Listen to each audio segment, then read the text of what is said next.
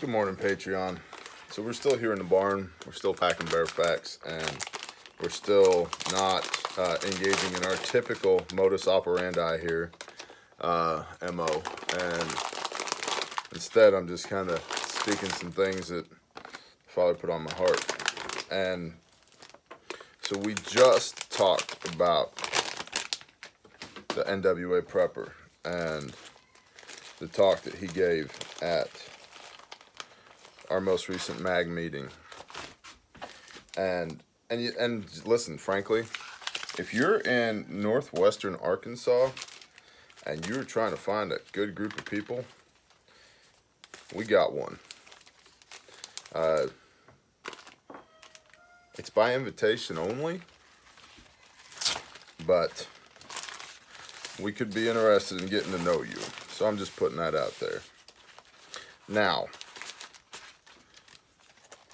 what's sitting on my heart as I'm sitting here putting these IFACs together, bear facts, is,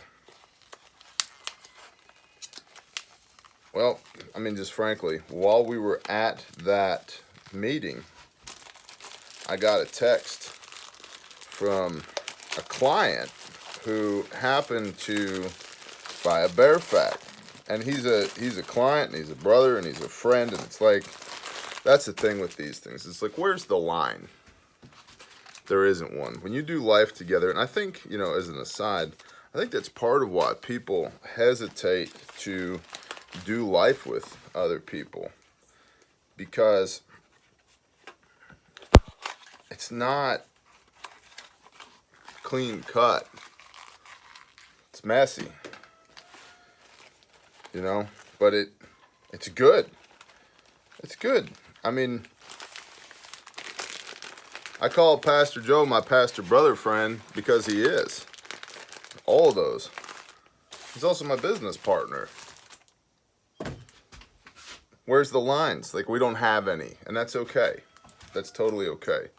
But anyway, while we're at this meeting, we need a pressure dressing. See, this is why you have checklists, folks. This is why you have a checklist of everything that should be in your kit, and then you work the list. Every time, regardless of how many times you've done it, you work the list so that you don't forget pressure dressing. This brother texts me while we're at this meeting. He says, "Hey man," and he was all amped up, which is cool. He says, "Hey man, I just saved a life." I said, "Okay, awesome." And he said, "Yeah, and the only reason that life is saved is because of you." I'm like, whatever, bro. And he said, "No, for real."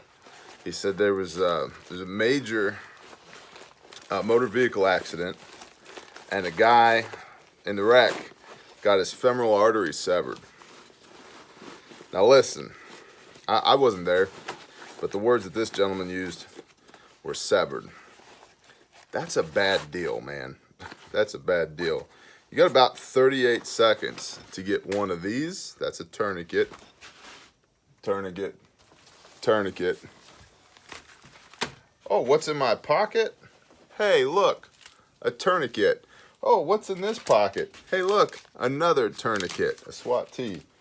I've added a SWAT T to my EDC because I go a lot of places with my kids, and a cat tourniquet will not work. Well, it will, but it works less effectively on children than it does on adults. And I want my children around a while. God forbid anybody ever shoots them, because I'm going to turn that human being, that mess, into a hamburger real quick with my bare hands if needed.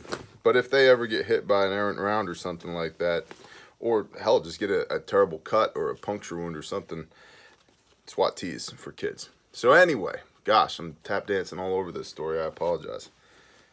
This brother texts me and says, you saved a life because he said, the only reason I had this kit on me was because of you. I said, so I really thank you for it. The only reason this guy's alive is because I put a tourniquet on him. First time he'd ever applied a tourniquet in real life. And he saved the guy's life.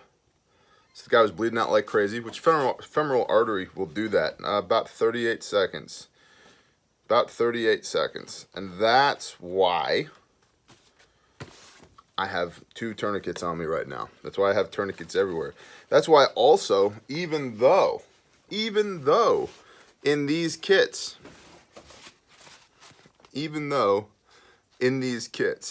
there's a tourniquet, there should always be a tourniquet outside of your blowout kit that you can get at immediately. Then you bust your kit out. You apply your primary tourniquet first, rip it off, get the tourniquet on, and then you bust your IFAK out and go to work. Okay? So he basically said, hey man, the only reason I had this tourniquet on me was because I had your kit. And the only reason I had your kit was because you told me over and over and over in video form and on the phone and blah, blah, blah, blah, man, you need to have medical, you need to have medical, you need to train. And now this guy who would have been dead from this car wreck is not dead. And he's like, that's just super amazing, and I wanted to thank you for it. That is the 5th life in the last 2 weeks alone that I know of that has been saved because of a Barefac. That's amazing to me. That's really, really, really amazing to me. It's amazing because you don't expect that would be the number.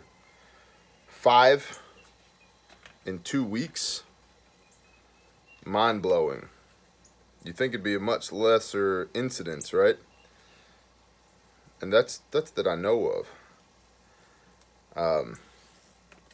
But also, it's amazing to me that there are still people walking the face of this earth because I do this in my barn. And I just wanted to take that and run with it just for a hot minute,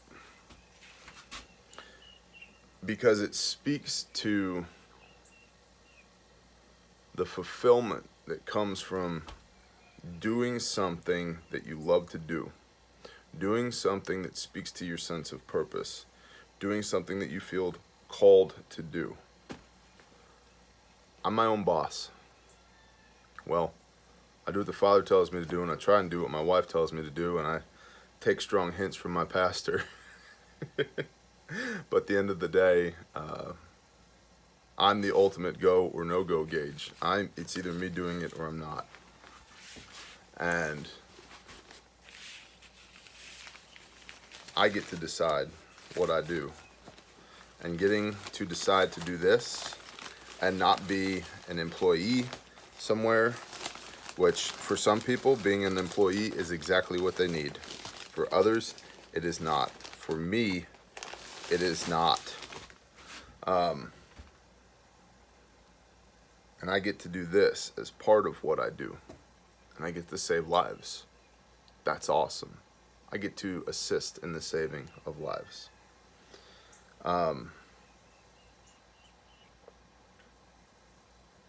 It really puts things in perspective.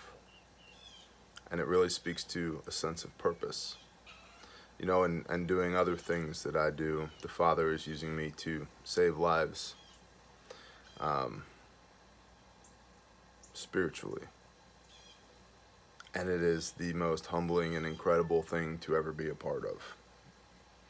And so I just wanted to share with y'all this morning a little bit of encouragement to go after your dream.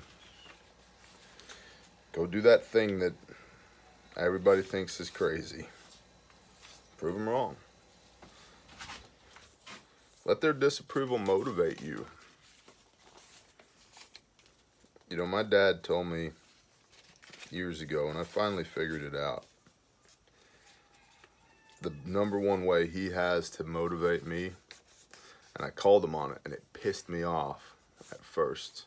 It really pissed me off. It did some micro damage for a while in the moment, but I figured it out. His number one way of motivating me is to tell me I can't do it. Because my immediate answer is, oh yeah, watch me. tell me I can't do something. That is the #1 way to motivate me. I love it. I love it when people underestimate me, because then it gives me an opportunity to ambush them. And so, as I stand here today packing bare facts, I just wanted to share that with y'all, that your actions, you following your dreams, you doing the conviction of your heart, there are real downstream ramifications to that. Don't stop. Be you.